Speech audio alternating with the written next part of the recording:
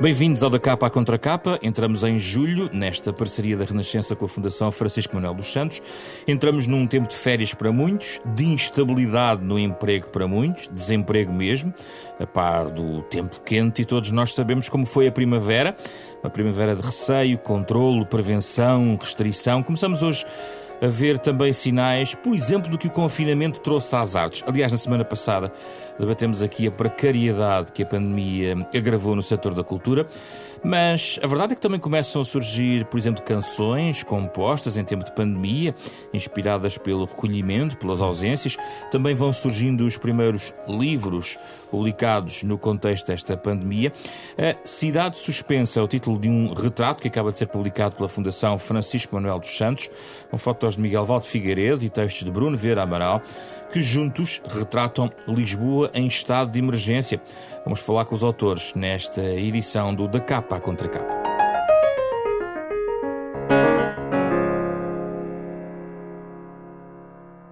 Bem-vindos, Miguel e Bruno, obrigado pela vossa presença. O Bruno está à distância, do outro lado do rio, não é? É verdade. Do outro lado do rio, mas nem isso nos separa nesta reflexão. O Miguel está comigo aqui em estúdio. Vou começar talvez pelo Miguel, que andou na rua neste estado de emergência a fotografar a cidade. Quem é que ficou na rua, Miguel, em termos de estado de emergência? Quem foram as pessoas que encontrou? Bom dia. As poucas pessoas, ao contrário do que se disse, não andava muita gente na rua. Nitidamente trabalhadores e operários, gente sem destino e com nada para fazer, eventualmente reformados, e alguns poucos miúdos. Os miúdos na faixa dos 16 aos 20 anos. Isto a partir de 22, 23 de março até 2 de maio, que foi o período em que eu andei na rua a fotografar para este projeto para a Fundação Francisco Manuel dos Santos, que é um projeto documental. E nitidamente as pessoas que andaram na rua a trabalhar ou a deslocarem-se para o seu trabalho andavam pouco preparadas, sem máscaras, talvez com as indicações que eram na altura de não usar máscara. Sim. E com pouco cuidado, mas notava-se que havia um certo receio, um certo temor e, portanto, uma manutenção de algumas distâncias com desconhecidos. O contrário não era verdade. Em grupo de quem estava a trabalhar, continuaram como se nada fosse. E as pessoas que estavam na rua foram mudando ao longo do estado de emergência, ou seja, depois foi abrindo? Que tendência, o que é que reparou? Naquele mês e meio, o princípio, eu acho que as pessoas estavam mais descontraídas, apesar de receosas. Havia muita gente a praticar desporto, a correr, sobretudo a correr ou quase a correr, a passear cães, tudo isso, muitos miúdos nos parques, tudo isso, e de repente eu penso que reduziu. Eu não tenho, obviamente, uma estatística e quantidades de pessoas que andavam ou não andavam na rua, mas pareceu-me que reduziu. Acrescente-se, talvez não se tenha notado muito e talvez isso possa ter influenciado alguma coisa, choveu imenso durante abril. Portanto, as pessoas que já tendencialmente iriam ficar em casa, mais ficaram ainda. Portanto, os passeios ao fim de tarde e o suposto desporto deixou de ser praticado durante aqueles dias. Nesses dias não existia semana útil e fins de semana? Não, tudo igual? Não, tudo igual. Eu tentei fotografar às horas que normalmente se dizem de expediente, para não haver efeitos fotográficos da melhor luz ou da pior luz, e quis que fosse fotografado, e quis fotografar durante o tempo normal em que as pessoas andam na rua, que estão nos cafés, que estão a trabalhar ou que se deslocam normalmente, e acho que o documento é basicamente isto. Este documento fotográfico é perceber que àquelas horas que costuma haver muita gente, não havia ninguém. O cidadão Bruno Vieira Amaral, como é que passou o seu estado de emergência, já agora? Cumprir escrupulosamente as indicações, por vezes confusas, das autoridades, em casa, a trabalhar em casa, que é onde normalmente trabalho, com a diferença de ter, durante este período, os miúdos em casa, e a minha mulher também, que teve a possibilidade de ficar em teletrabalho, mas saí pouco, não ser para fazer o essencial, as compras. E no que é que reparou em cada saída? Desculpe. O que é que lhe chamou mais a atenção na sua observação a cada saída que ia fazendo sobre nem que seja o quarteirão à sua volta? O que reparei foi, de início, uma certa apreensão, uma certa tensão das pessoas. Eu ia muito fazer as compras, não é? Normalmente era eu que ia fazer as compras para também evitar saídas de outros membros da família. E de início, notava-se, de início, e creio que ao longo deste tempo, notava-se uma certa apreensão das pessoas, algum receio, o evitar a proximidade, mas ainda sem saber bem o que é que isso significava para os outros, se as pessoas reagiriam mal a isso, se reagiriam mal a algum descuido, a uma maior proximidade. Portanto, havia uma grande apreensão. Eu acho que estávamos todos a palpar terreno, a descobrir como nos comportarmos neste novo território físico também, porque foi alterado, não é? Com menos pessoas na rua, e social, não é? Que estas novas regras não são completamente diferentes. Aquilo que fomos obrigados a fazer é completamente diferente daquilo a que estamos habituados. Portanto, teve que haver ali um período de aclimatação. Certo. Miguel, o Bruno escreve ao longo deste livro, no fundo, contextualizando as fotos, naquele tempo cada rua era um tratado de silêncio. Esse silêncio era uma das marcas que destacaria no ambiente, na paisagem urbana que foi registando, ou apesar de tudo emergiram outros ruídos que se calhar a cidade não estava tão habituada? Ouviam-se alguns pássaros, que é uma coisa rara em Lisboa, como se sabe, com o habitual barulho dos aviões e dos carros. Era essa a banda sonora que encontraríamos para as suas fotos? A pouca que havia, sim. Mas, enfim, não era em todo o lado, quer dizer, o Chiado não, na Baixa não, o Terreiro do Paço não há árvores, não é? Portanto é um bocadinho difícil os pássaros andarem tão livres como a gente pensa. Agora, o estranho disto era o silêncio ao mesmo tempo que o vazio. E, portanto, estamos numa ampola gigantesca, um cenário gigantesco, enfim, partindo do princípio que Lisboa é uma cidade grande, e Sim. a nossa escala é com certeza. Sim. E estranhíssimo que as cidades não são feitas para não terem gente, não terem movimento. Não é? Partindo do princípio que o homem é um animal gregário, não havia homens, quer dizer, havia um, havia outro, havia uma senhora, havia outra, não havia gente. As pessoas estavam atrás dessas fachadas, lá dentro. E aliás, há algumas fotos de pequenos varandins e varandas muito pequenas de cidade, algumas delas onde alguns vinham de certa maneira respirar um pouco talvez a cidade existente fora das suas quatro paredes. E ver a cidade, que é o nosso terreno, não é? Eu sou urbano, basicamente, e portanto faz-me falta andar na rua, na cidade. E com isso cruzar-me com outras pessoas, com carros, com tudo que faz parte da cidade, o movimento, as bicicletas, até se quiser, para ser um bocadinho mais verde neste momento. O barulho dos aviões foi ótimo ter acabado, porque eu moro no centro de Lisboa e a partir das 5 e pouco da manhã, 6 da manhã, temos aviões a passar por cima até à 1 da manhã, que é uma coisa inacreditável, mas felizmente isso acabou. Não quero entrar agora na questão do turismo e da falta que faz, sim, e financeira e económica, mas que para a nossa sanidade mental, ainda bem que não houve aviões, porque ia ser, imagino que era o silêncio todo, não haver nada e só haver barulho de aviões, quer dizer, entramos num filme.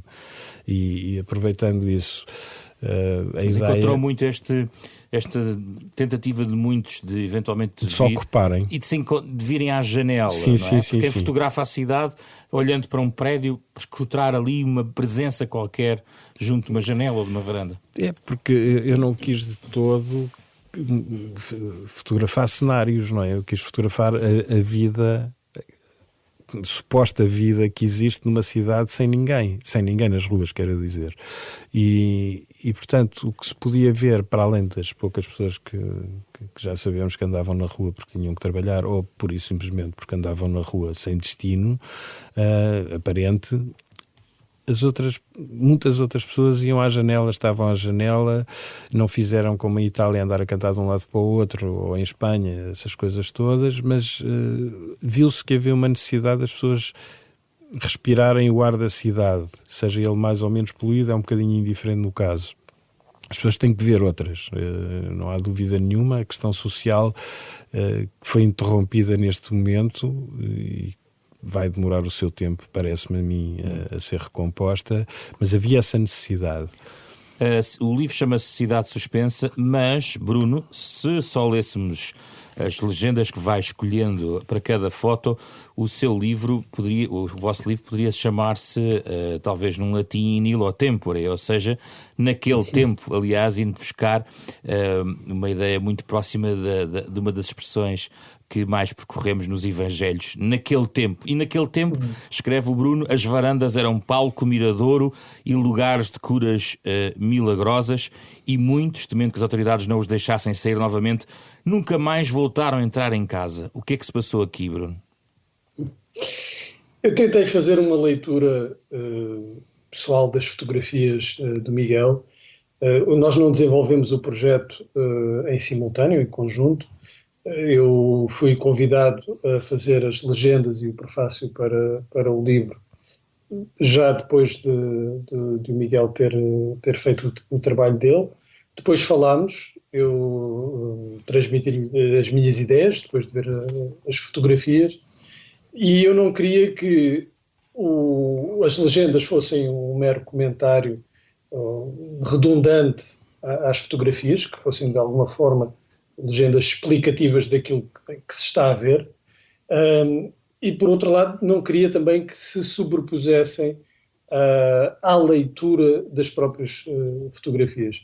Queria que fosse algo que existisse como complemento, e tentei fazer essa leitura, um pouco como se o objetivo fosse conseguir um colar e as contas fossem as fotografias e o texto fosse o fio que une as fotografias.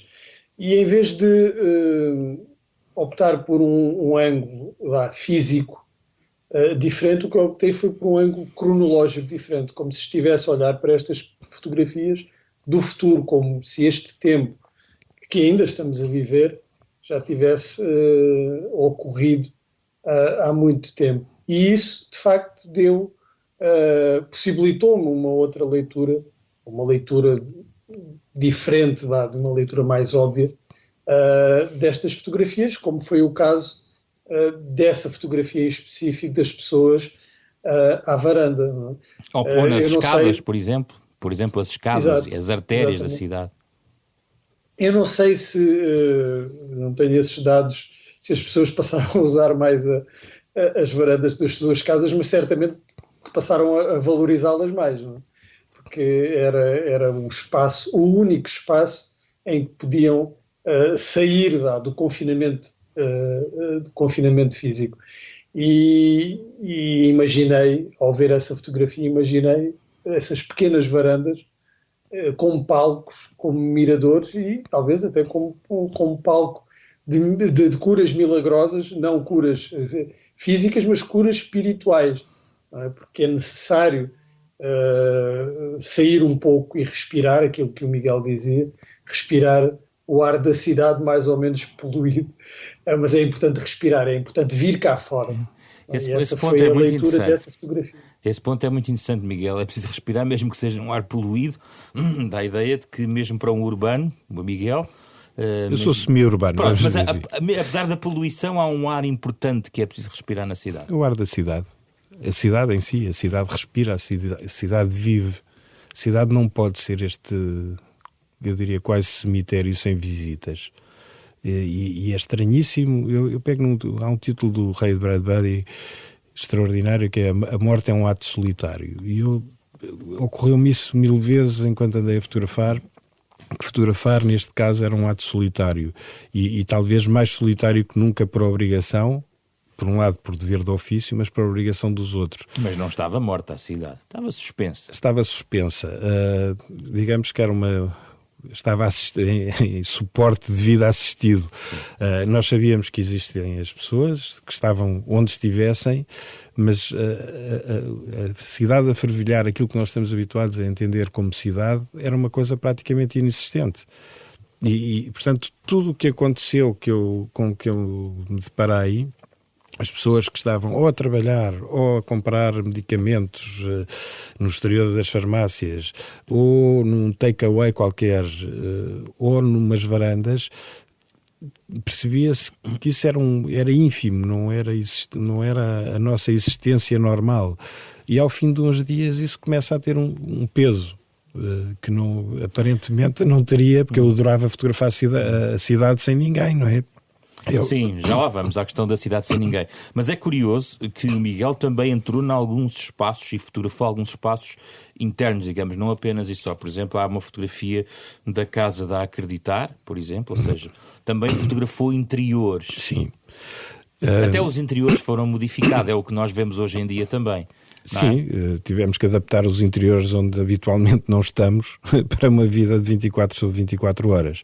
A Casa da Acreditar eu acho que é uma coisa que temos que nos lembrar, que houve pessoas que têm que enfrentar todos os dias alguns medos, algumas situações duras e que neste momento duplicam, enfim, o seu esforço.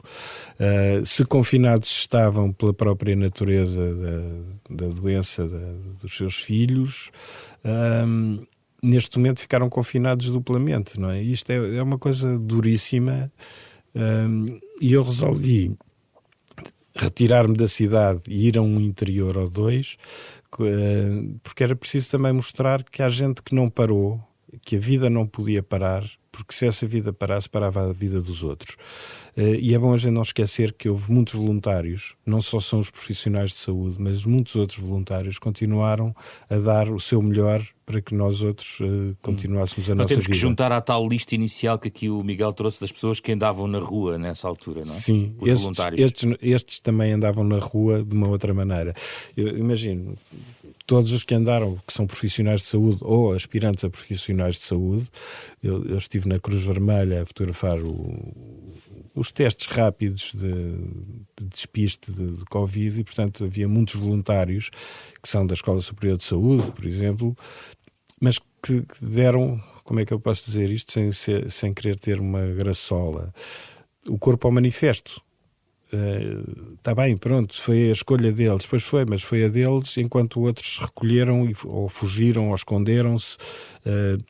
Ninguém controla os medos, mas é nestas alturas que se vê quem é que tem mais ou não capacidade e mais aptidão para enfrentar os perigos decorrentes de situações destas. É muito curioso, cada um vai poder comprar o livro e observar por si próprio, é isso que também que se pretende. Não quero aqui também mostrar o livro na rádio, seria impossível fotografá-lo em palavras assim. De qualquer maneira, Bruno, é curioso que esta foto do interior da Casa da Acreditar precede as últimas fotos do livro, que são também um espaço interior, mas de recolhimento, ou seja, uma foto na Sé Catedral de Lisboa. Exatamente, Sexta-feira Santa e Domingo de Páscoa, a Sé vazia, mas no entanto a celebração a ocorrer. Ao lado da Mesquita Central de Lisboa, num imã solitário, sozinho o imã e o Miguel, eventualmente. Exatamente, eu.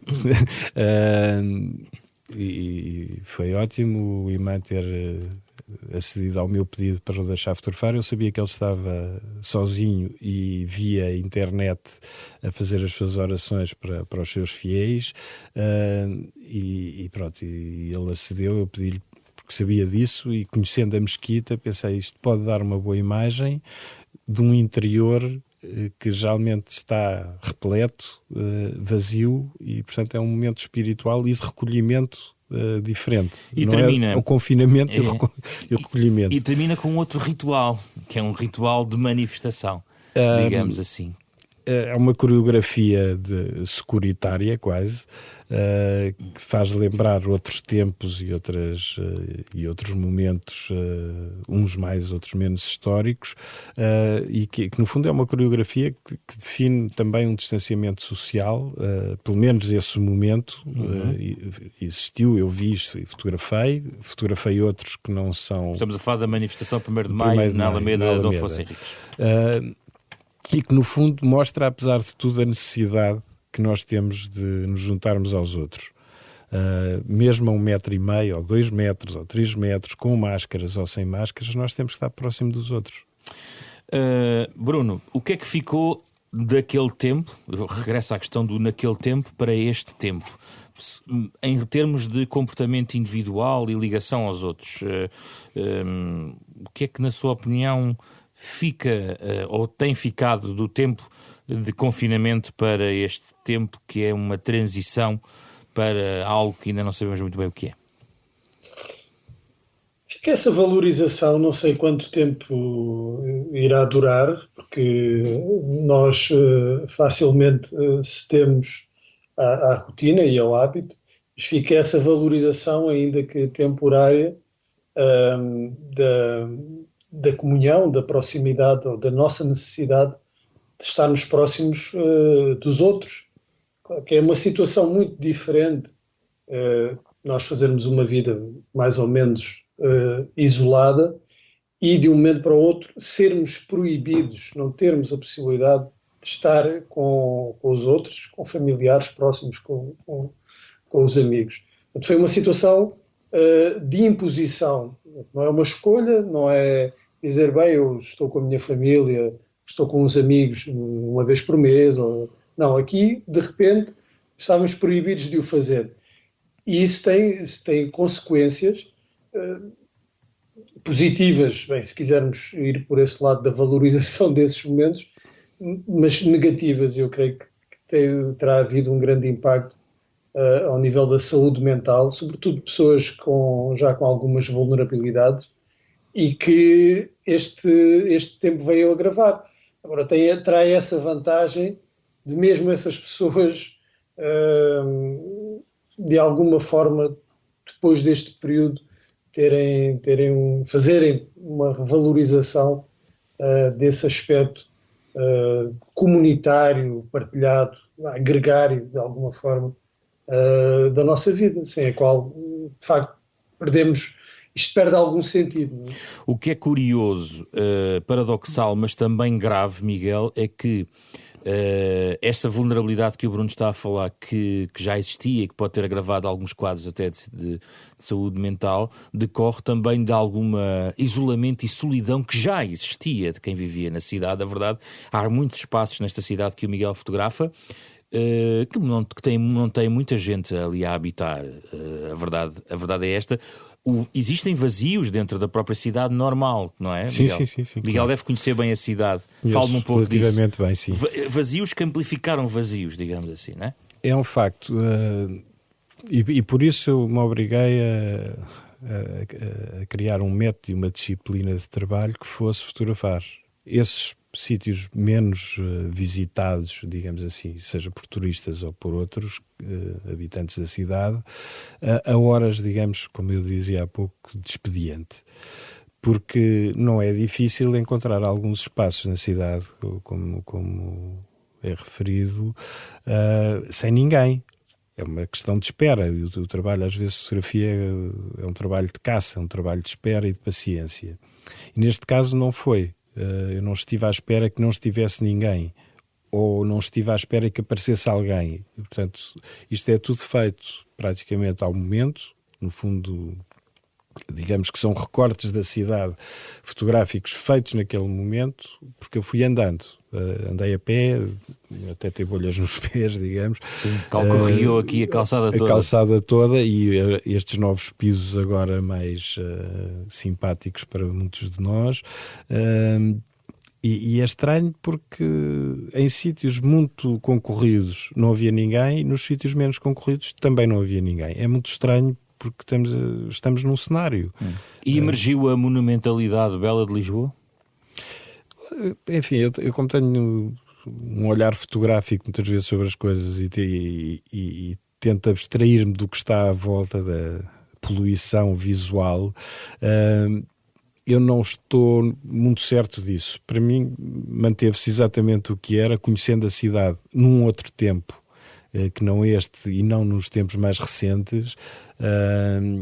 Acho que qualquer alfacinha que conheça bem a cidade, ou qualquer lisboeta ou habitante da cidade que a conheça bem, se lembra de um domingo de agosto de 1972 ou 78 e de não haver ninguém na rua e, portanto, porque estava tudo de férias e os monumentos já cá estavam, não é? Se bem que haja novos monumentos na cidade e novas construções. Mas, portanto, eu não senti isso muito, não vejo a monumentalidade da cidade. Aliás, eu não acho que a cidade seja monumental, por comparação com outras, mas as nossas marcas, digamos, arquitetónicas, históricas, patrimoniais, se quisermos assim, são mais fotograficamente visitáveis desta forma, mas não que em si altere a sensação que eu tenho de cidade. Continua para mim tudo mesmo, só não via pessoas. Sim. Bruno, há uma frase que o Bruno descreve, gostava de ouvir um pouco mais sobre isso. O Bruno descreve que o vazio torna tudo mais expressivo, mas porém incompreensível. Tudo o que julgávamos compreender é agora uma enorme interrogação, isto no contexto em que, no fundo, há quase que uma ficção de segredos e mistérios na cidade sem pessoas. O que é que nós não compreendemos na cidade?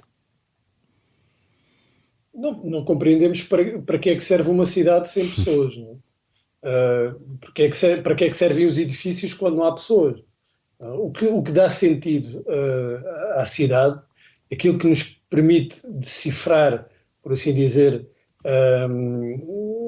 cada edifício, cada esquina, cada rua, são as pessoas, não é? As pessoas é que nos dizem o que é que se passa naquela rua, o que é que acontece lá, não é? Porque é que uma rua é de comércio, a outra rua é de bares, de diversão noturna, a outra é uma rua de serviços, a outra é uma rua de uma zona habitacional sem pessoas. Se as pessoas não estiverem lá, nós perdemos essas coordenadas humanas que nos permitem perceber onde é que estamos.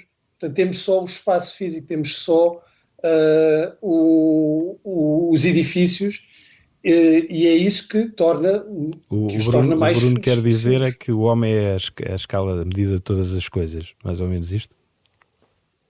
Sim, quer dizer... Até os prédios são feitos à nossa medida, não é?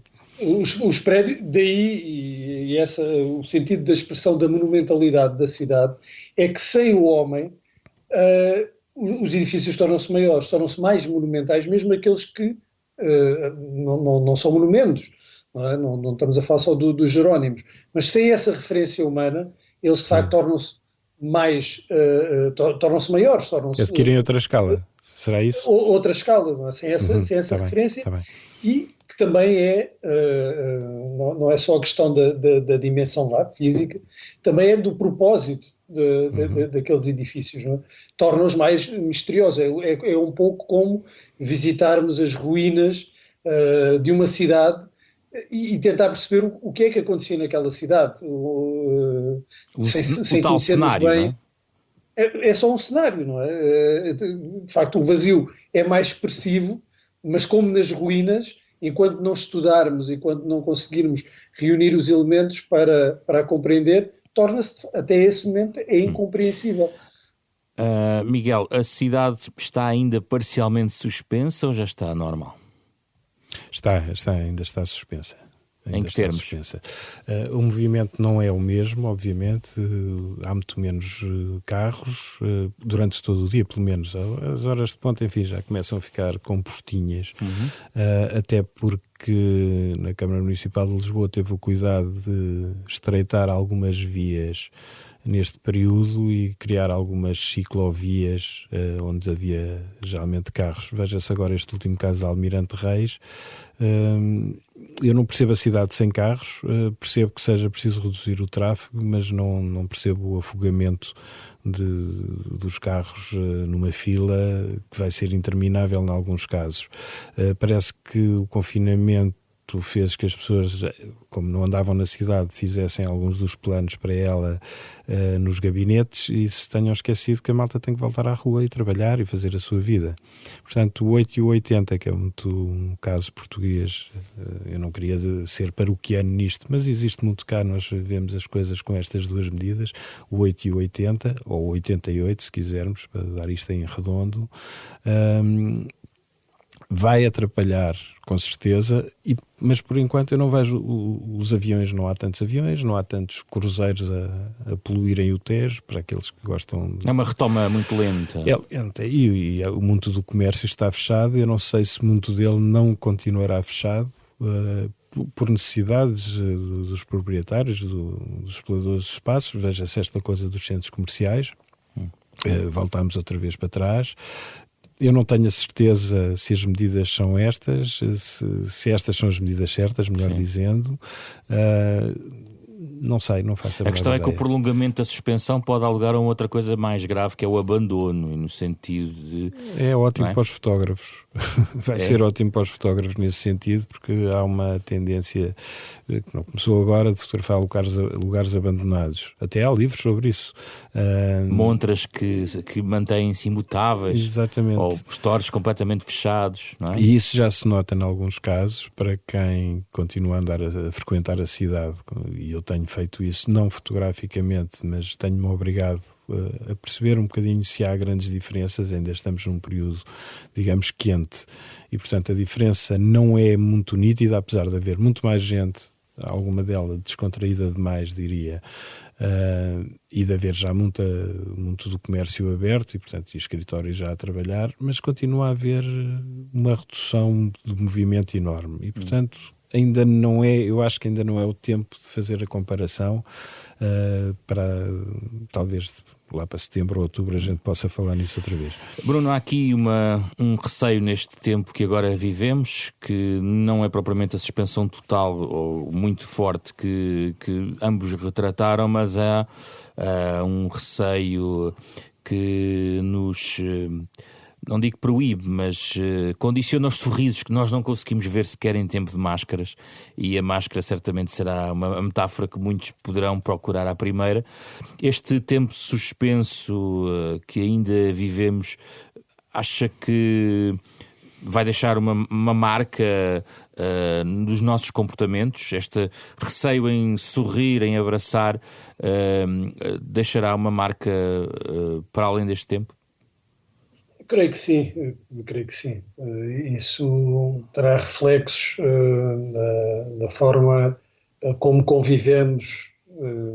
Não digo que seja uma mudança profunda nos nossos hábitos, na nossa forma de viver e conviver, mas pelo menos numa fase inicial, que nós não sabemos quanto tempo é que irá durar, porque não fazemos ideia de como é que isto se irá desenvolver. Mas digamos que estamos na fase da cidade incerta, talvez. Mais do que é a sociedade incerta. Não sabemos como é que isto se vai desenvolver nos próximos tempos. E enquanto não percebermos, fala-se muito da questão da vacina, mas até antes disso, enquanto não percebermos como é que vai ser o desenvolvimento da doença e como é que isso vai afetar as diferentes regiões, vamos estar num período de incerteza e, penso eu, ainda a viver com algumas restrições, mesmo que sejam quase interiores, dos tempos de confinamento ou do período mais rigoroso de confinamento, e que passará certamente pela forma como cumprimentamos, como reagimos à proximidade, como tentamos evitar essa proximidade. Isso, pelo menos nos próximos tempos, creio que será uma mudança visível no comportamento. Não sei se depois disso continuará, vai depender da evolução. E eu tenho uma última pergunta para o Bruno, tem a ver com a sua também própria experiência e conhecimento dessa natureza metropolitana da cidade de Lisboa, uma área muito mais do que apenas aquela confinada no perímetro do seu município, porque na verdade isto é um ecossistema que vive de gente que entra e sai e que deixou de entrar e sair tanto, e que agora vemos que também pode estar relacionado com o que estamos a passar do ponto de vista de saúde pública. Mas, Bruno, há várias cidades, não é, à volta da cidade, e há vários anéis urbanos que se podem eventualmente até fechar sobre si, ou por outro lado, precisam de estender esse oxigênio até à grande cidade. Como é que vê esta movimentação, esta pendularidade até de ligações, e o que ela nos pode trazer, pela forma como vivemos neste tempo de receio e eventualmente até num próximo confinamento? O que eu reparei, que vi neste tempo de confinamento obrigatório, foi que, de facto, não só existem várias cidades dentro e nos arredores da cidade, mas também socialmente as pessoas viveram de forma diferente e sofreram de forma diferente este período de confinamento. Como eu disse no início, eu trabalho em casa e, portanto, não tive grandes alterações à minha rotina de trabalho. A minha mulher teve a possibilidade de ficar em teletrabalho. Portanto, nesse sentido, nós somos privilegiados. Mas quer dizer, eu desconfio que sejamos uma minoria de privilegiados, que podemos nos queixar das dimensões dos apartamentos e mais não sei quantas coisas, mas podemos ficar protegidos, recolhidos em casa, ao contrário de muitas pessoas que tornam possível a vida da cidade. São o sangue bombeado diariamente para manter a cidade em funcionamento. São as tais pessoas que o Miguel dizia que ficaram sempre na rua, eventualmente. Muitas delas serão, obviamente. Nem todas são da cidade, vêm da área metropolitana, de facto, e percebe-se, em alguns casos, que assim é, mas que fazem a vida da cidade e que nos permitem, como o Bruno dizia bem, que a gente continue a viver nela. Já agora, Bruno, e a pandemia, de certa maneira, na sua trágica vivência, apesar de tudo, foi inspiradora para quem escreve? Eu gostei muito de fazer este projeto que surgiu para mim inesperadamente, e porque não tinha nenhuma ideia de escrever nada particularmente, especificamente relacionado com este período. Acredito que para muita gente possa ser inspirador. Não tive nenhuma ideia de escrever. Bem, escrevi algumas crónicas em que refletia sobre alguns aspectos relacionados com a pandemia, até lá fora, mas também cá em Portugal. Por exemplo, as novas regras nos funerais e como isso afetou as famílias, as pessoas que perderam entes queridos durante este período. Mas não tinha nenhuma ideia em particular para escrever, não me inspirou particularmente a escrever nada sobre a pandemia, daí ter achado um desafio muito, muito aliciante esta proposta de legendar as fotografias que o Miguel fez e de escrever um prefácio para o livro, porque também foi uma forma de pensar este tempo, não é? Foi uma forma de eu próprio, de um ponto de vista literário, pensar este tempo. Não é que este programa tenha que ter sempre bibliografia associada, mas a verdade é que pedimos sempre a quem nos visita neste programa para trazer-nos sugestões, livros, filmes, enfim, até algo que possamos navegar fisicamente, um passeio ou até na internet sobre o que falamos aqui, seja fotografia, cidade, confinamento. Miguel, Quer partilhar alguma coisa com os ouvintes neste aspecto? Bom, vai ser um bocadinho agora assim paroquiano, e visto que o livro trata de Lisboa, eu gostaria de ter alargado o âmbito, não era possível, em todo o caso, e muito foi possível com o apoio da Fundação, porque é um trabalho difícil de organizar a solo, enquanto fotógrafo, sim senhor, mas quer dizer, isto tem que ter um suporte por trás e a Fundação garantiu isso. Não é um trabalho jornalístico, note-se. O que está no livro é